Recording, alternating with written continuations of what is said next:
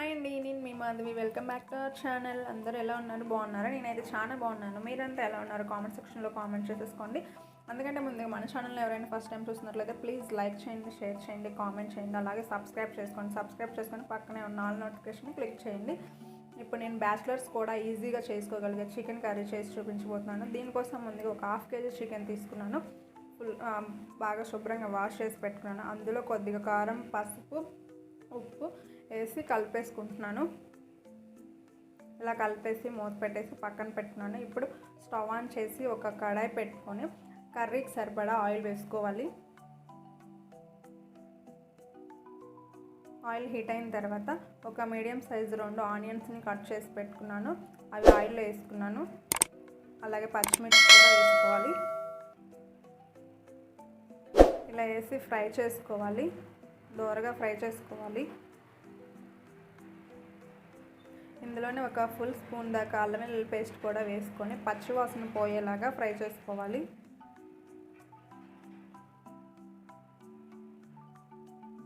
ఇలాగ ఫ్రై అయిన తర్వాత ముందుగా మనం కలిపి పెట్టుకున్న చికెన్ని ఇప్పుడు ఆనియన్స్లో వేసుకోవాలి. చాలా ఈజీ ప్రాసెస్ అండి ఇది. ఇలా వేసిన తర్వాత కలుపుకోవాలి.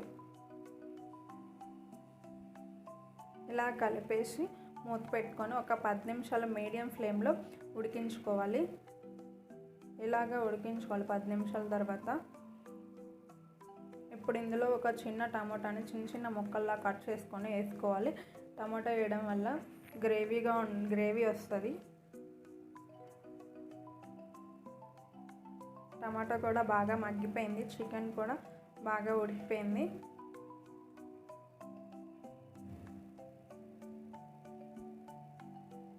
ఇప్పుడు ఇందులోకి కొద్దిగా గరం మసాలా వేసుకోవాలి. ఇలా వేసి ఒకసారి కలుపుకోవాలి. ఇందులోకి ఎటువంటి మసాలాలు, చికెన్ మసాలాలు అవేం అవసరం లేదు. అల్లం వెల్లుల్లి పేస్ట్ అలాగే గరం మసాలా ఉంటే చాలు. చాలా ఈజీ ప్రాసెస్. బ్యాచిలర్స్ కూడా ఈజీగా చేసుకోవచ్చు ఈ కర్రీని.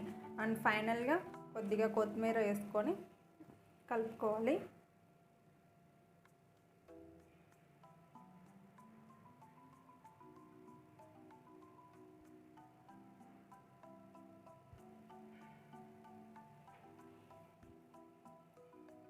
అంతేనండి, చికెన్ కర్రీ అయితే అయిపోయింది.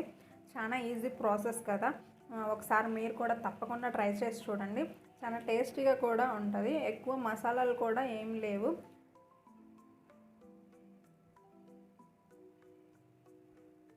ఒకసారి తప్పకుండా ట్రై చేసి టేస్ట్ ఎలా ఉందో కామెంట్ సెక్షన్లో కామెంట్ చేసేయండి. Thank you for watching.